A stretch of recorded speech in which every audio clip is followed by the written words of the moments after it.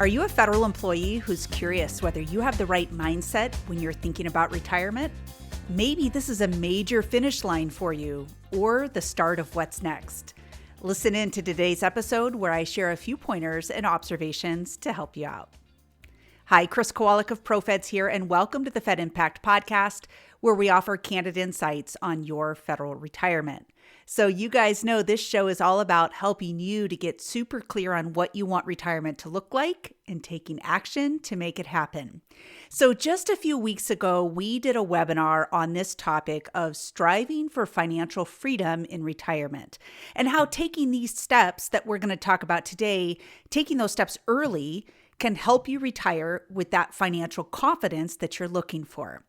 And it dawned on me that many of our faithful podcast listeners don't watch our webinars. So I felt it was important for you to hear this message and the unlikely event that sparked this idea. So I invite you to listen in on the message from our last webinar. Here you go, and I hope you enjoy. Before I get into the nitty-gritty details of the webinar today, I want to talk about the inspiration for today's webinar. So as we talked about and promoted this webinar on last month's webinar, I mentioned that this idea really came to me out of a trip that my husband and I took. We were out in beautiful Sedona, Arizona. It happened to be a coaching program that I'm part of as an entrepreneur that we're going to talk a little bit about. But this particular session was where couples came together. So this room was full of 60 entrepreneurs and their spouses. And my husband made an interesting observation that really sparked today's webinar. And his observation was that nobody really talked about retirement there. Like everyone's focused on what's next and what's the bigger impact that can be made. Now, keep in mind, this is a group of entrepreneurs who are ambitious and they've got a lot that they want to see happen in the world. But he compared that to what it's like talking to fellow federal employees, that everyone always seems so focused on, how much longer do you have? Like you're in jail, right? Like how much longer before you're eligible? And it was interesting enough for him to say that to me. And it made me wonder, do we talk so much about retirement as the end instead of kind of the beginning for the next phase? And so as we were sitting in this session in Sedona, I was with my coaching program called Strategic Coach. I want to give them all the credit for this because they're really an amazing group. But one of the things we focused on was what we call the 4 entrepreneurial freedoms: the freedom of time, the freedom of money, the freedom of relationship, and the freedom of purpose. But I don't think that only entrepreneurs should have these things. Obviously there's a different mindset for people running businesses and having some of those freedoms more naturally. But I think everyone should have the opportunity to have these freedoms, but it doesn't happen by accident. Okay, it has to happen on purpose and being very intentional about what we're doing. Okay, and so Strategic Coach has been an amazing program to be part of. The mindsets that they bring to entrepreneurs really come out in a lot of the work that I do, and I'm so grateful for them and their message. But this really sunk in at the couple session for both me and my husband, of the importance of these freedoms and how do we be more intentional about what we're doing so that we can capture more of these freedoms, not just now, but in retirement too. Okay, in that phase of life. So I want to talk really briefly about mindset. So I have a little secret about retirement that might surprise some of you, especially those of you who have really been part of the fan club, so to speak, where you've gone to workshops, you listen to our webinars, you're a podcast listener, and you hear me talk about retirement all the time. So here's my little secret. I have a really hard time thinking about me retiring. Okay. And I know how ironic this is. And it makes me kind of giggle because I help people plan for retirement. But when my husband asked me, what does retirement look like for you?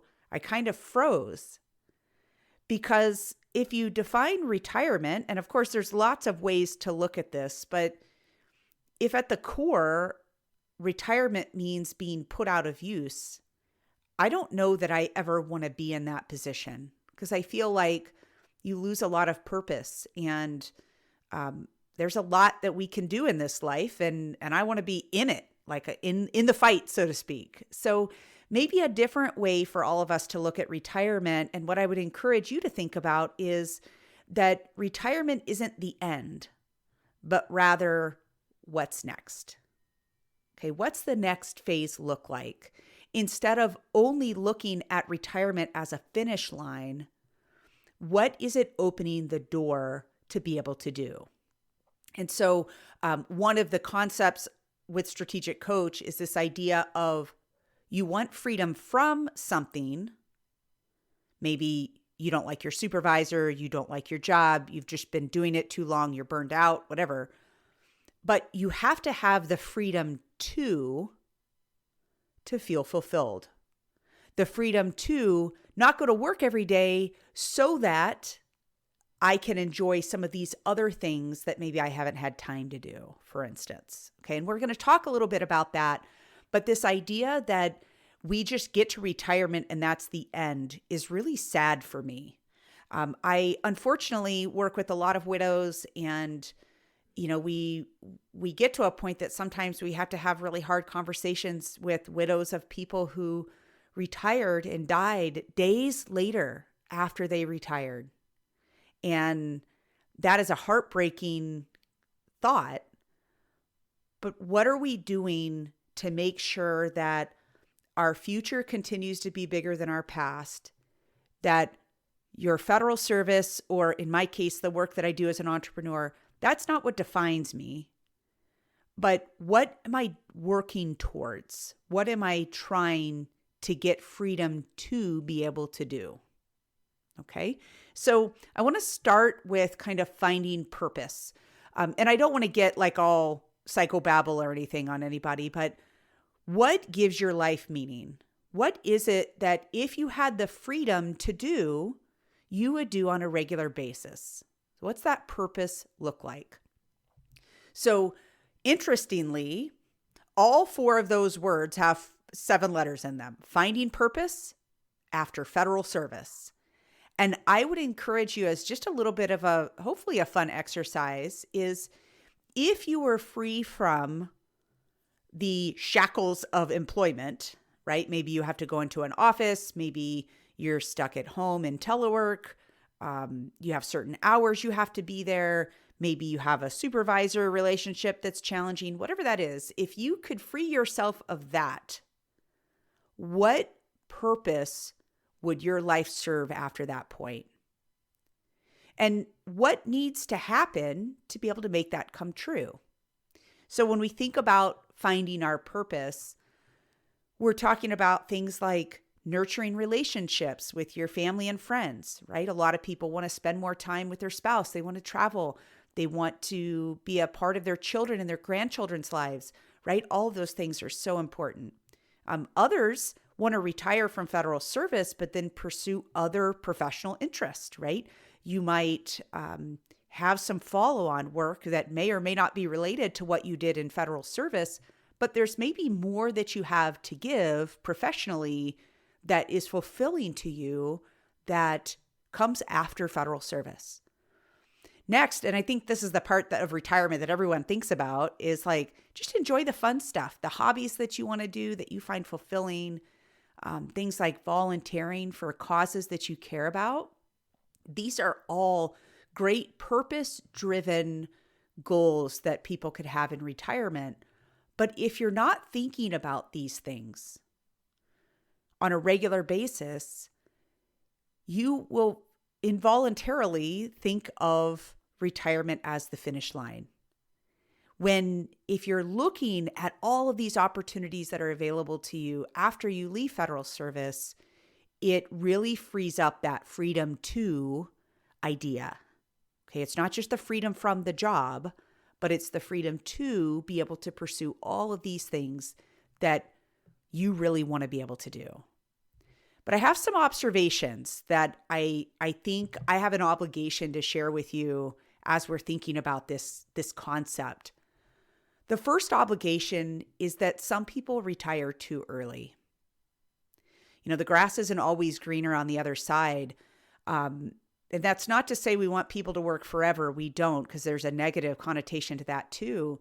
But if we're not financially prepared and we leave as a knee-jerk reaction to maybe a bad experience at work, or maybe you had a supervisor challenge or a coworker challenge or whatever it might be, if you retire too early, you might find yourself financially unprepared to live the retirement that you want.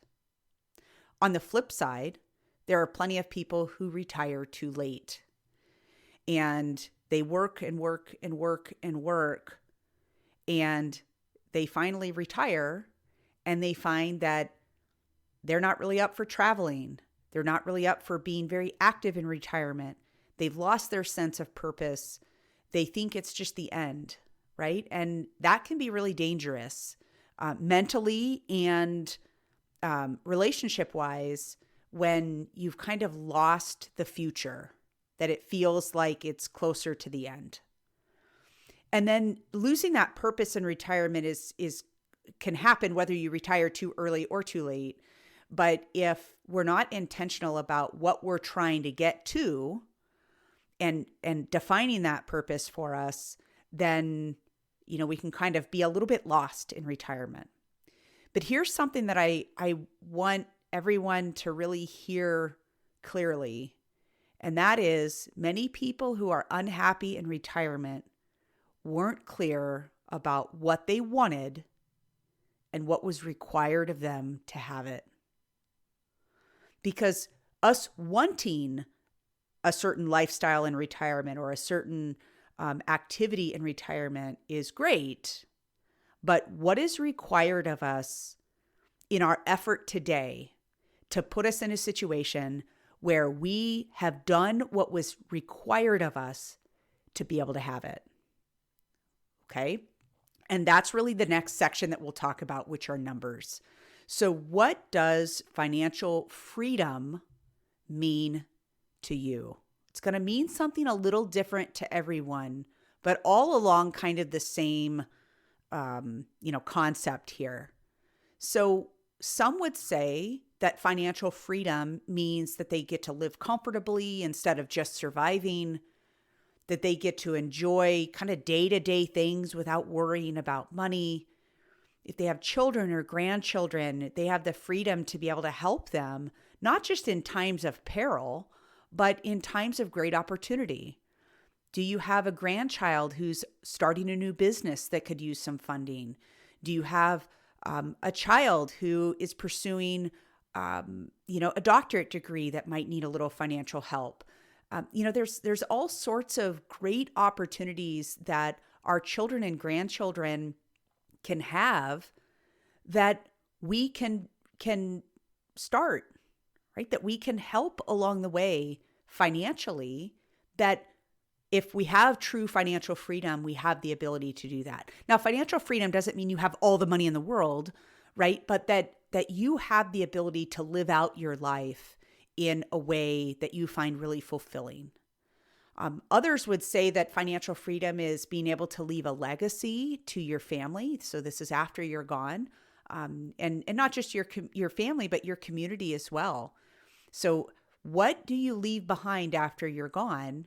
That might be, financially speaking, it might be impact, right? There's lots of ways to leave a legacy, but if we're thinking financially speaking, do you have a goal of what you're leaving to your family?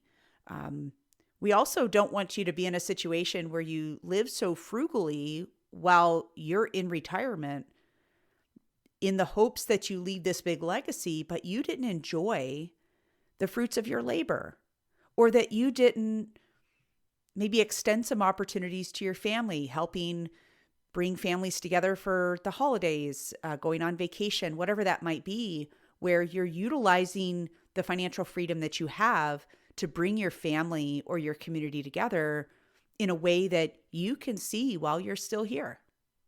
Okay. And others would say that financial freedom is being able to generously support charities that you care about. That's something that's important to me. I enjoy being able to support causes and charities that are important to me. And I would really hate to be in a financial situation that, kind of living the paycheck to paycheck thing where you maybe don't have the opportunity to support those types of charities that have meant something to you. But I would ask you, what do all of these things have in common? The answer is they all cost money. In some way, shape, or form, they all cost you something. And so if you want the freedom to be able to do these things or whatever might be on your list, we have to get the money right. None of this financial freedom is possible without knowing your numbers. And it's really hard to live full out if you don't have a good money plan. It's really hard to live full out if you don't have a good money plan.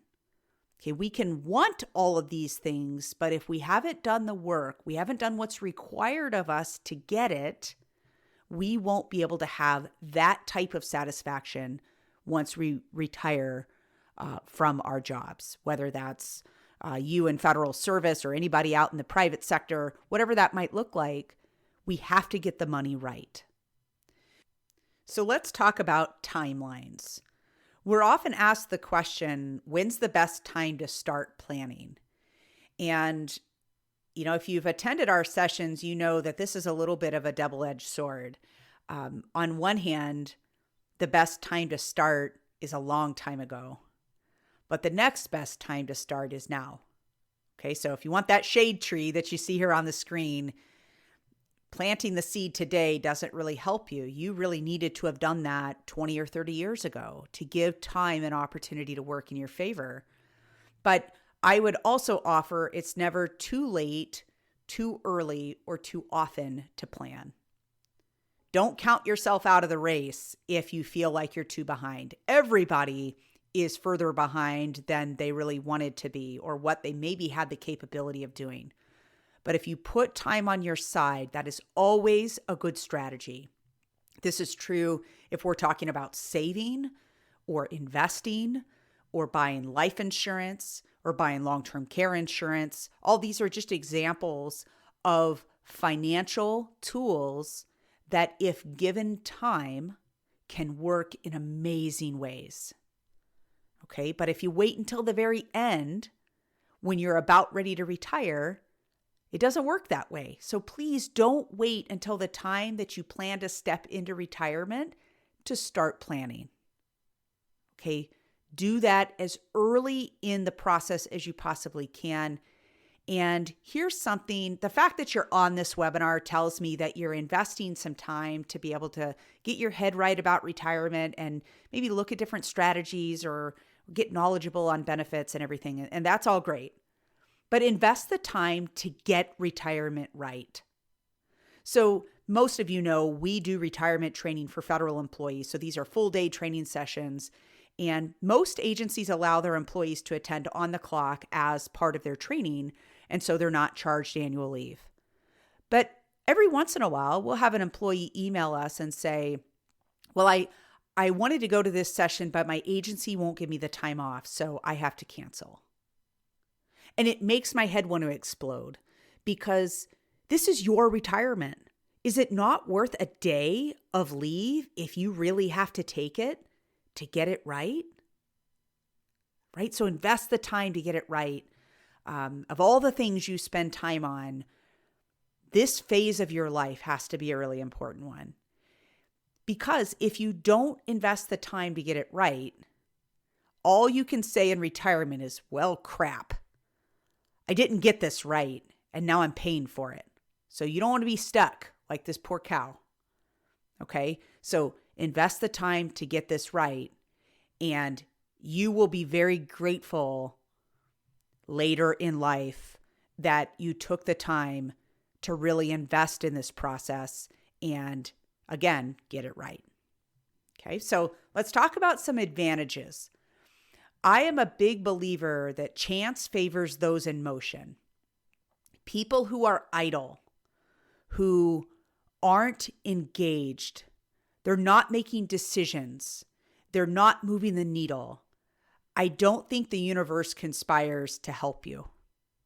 It's those people who are in motion, who are trying to do the right things, who are investing in their own planning, who are not afraid to make decisions and adjust as necessary. Like, being in motion is so important, especially when it comes to money, right? We can't sit on the sidelines and pretend like it's all just going to fall in place. So when I think about the advantages, I want to ask a couple of important questions. The first is, do you take responsibility for your own retirement? Okay. It is not the government's responsibility to give you a great retirement. It's not. It's your responsibility to create the atmosphere that allows retirement to be all you had hoped for. But it takes your involvement. It takes your action. Okay. So do you take responsibility for your own retirement? The next question is, what can you be doing today to put yourself in a strong position to retire on your terms? Not because the government told you you were eligible, not because some forum, some Facebook group that you're on says you'll be fine and that you should retire as soon as you're eligible, or that you should work forever, right? Whatever that might look like. But what are you doing today to put yourself in a strong position to retire on your terms, to have the retirement that you personally want? And this next bullet, I kind of mentioned this. Who are you taking advice from? Are you so afraid to get advice from financial professionals who do this work for a living that you turn to your peers or things like a Facebook group to get advice for people who don't know you, who will never take the time to get to know you and your financial situation, but you think that it's easier that way? Okay. And folks, these are hard questions to ask, and they're probably hard questions to answer. But if you want a unique advantage over your peers, you have to be thinking this way. Okay. The last question is one that we ask in our retirement workshops. Are you being honest with yourself about the reality of your financial situation? All progress starts by telling the truth. And if you are not honest with yourself about the financial situation that you are in today and the one that you have created for yourself in retirement, the chances of you actually getting the retirement that you hoped for are very slim. Okay. And this is just me being very upfront. I want to see you guys succeed. I want to get those messages from feds like, I went to your workshop, or I went to some of your webinars, and the advice that you gave about being active and being in the driver's seat of my own retirement really benefited me. And I'm so grateful that I had that chance to learn before I finally retired. I love getting those messages. But oftentimes we get messages from people who never did the work. They never took the time to learn these things from qualified people. They never took advice from professionals that can assist in the goal that you have. And then they wonder why retirement doesn't feel good. They're the cow on the fence, right? Oh crap, I don't have enough money. This wasn't what I expected it to be. Okay. So there have been a lot of lessons that I've had in my life. I've had, time in the Marine Corps. I've worked for a financial planning company. I've obviously had ProFeds, and certainly on the personal side, layer that on top of the professional stuff, there's been a lot of lessons that I've learned over my time on this earth. One of the lessons was from a POW. So this gentleman's name is Barry Bridger. Many of you may have heard of his story. He was a lieutenant colonel in the Air Force. Barry was a pilot. He was forced to eject out of his plane over Vietnam. He was captured as a POW and held for 2,232 days at the Hanoi Hilton. Many of you have heard of John McCain. So Barry Bridger was John McCain's cellmate. And in case you're curious of the math, that's over 6 years as a POW. And when Barry was released, he continued and went on to retire from the Air Force. God love him. And when he retired from the Air Force, he worked for a financial planning company that served the military. I worked with Barry at Fort Leavenworth, Kansas, and there was a situation that I firsthand experienced with Barry that I want to share with you because I think it tells us a lot about what we can learn about being honest with ourselves when it comes to money. So Barry, like I said, was a financial advisor. He had a client and client family, husband and wife in his office. And the wife storms out of the office just after maybe 15 minutes being in with him. She storms out of the office and I catch her and I'm like, what's going on? What happened? She said, I can't believe what he just said to me. And I said, well, what did he say? She said, he just told my husband and I to pick which one of our kids isn't going to college because we're not going to make it. We're not going to have the money to be able to afford it. And I paused and I looked at her dead in the eye and I said, is he right? And she said, yeah, he's right, but he didn't have to say it that way. And while I can appreciate her perspective that no one wants to feel like they haven't done the work necessary to get the end result that they wanted, in this case, it wasn't about retirement, it was about funding their children's education. But I shared with her, Barry was a POW for 6 years. He lost 6 years of his life. He doesn't have time to beat around the bush with people. He wants to be really straight and candid with people, sometimes in a little bit of a gruff way, but he wants to be upfront and honest so that people know and they can take action.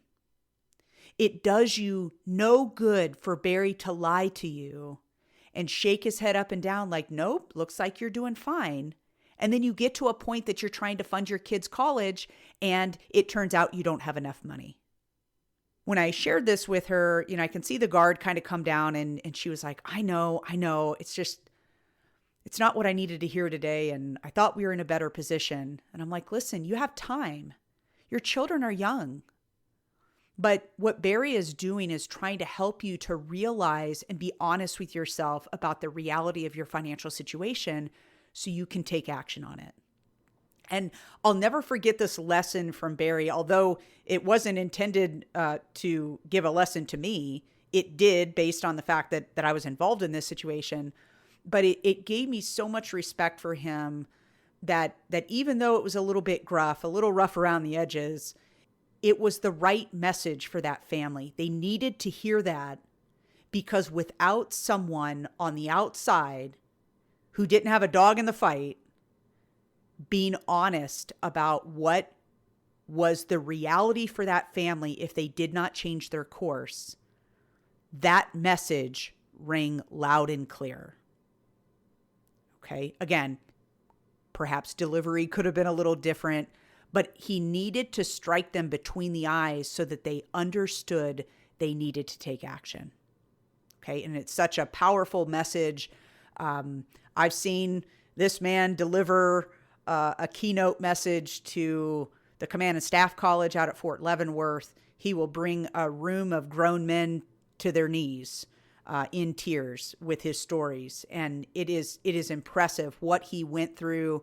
But all of that time that he spent those 6 years as a POW, it changed his perspective, and he looked at the amount of time that he had been given in his life to be able to help people. He didn't have time to beat around the bush. He just wanted to get right to it and help as many people as he could. So I'm very grateful for that message from Barry and all the lives that he changed. Many of you may know Barry if you're interested in military history and that type of thing, but really a powerful message. And I wanted to share that with you because sometimes we have to hear tough news, and what we do with that tough news will determine what the end result looks like, whether we use it as a reason to feel a victim, or we use it as a reason to really motivate ourselves to take action.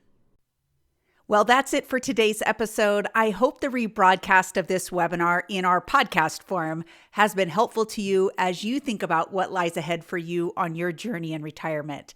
Now, of course, if you haven't already been to one of our workshops or you need a little bit of a refresher, of course, access to the show notes and the transcript and all that good stuff, super easy way for you to get all of that. Pull out your phone and text the word podcast, one word, singular, podcast, to 224-444-6144, and we'll send you a link to all of those resources. Again, if you want access to the show notes, links to all of the open workshops that we have available, all of that training, please text the word podcast to 224-444-6144, and we'll get that to you immediately. Okay, so of course, I wish you all the best as you plan for your big transition into retirement. Stay tuned to the Fed Impact Podcast to get straight answers and candid insights on your federal retirement. And of course, if you haven't already, subscribe today so you're sure not to miss an episode.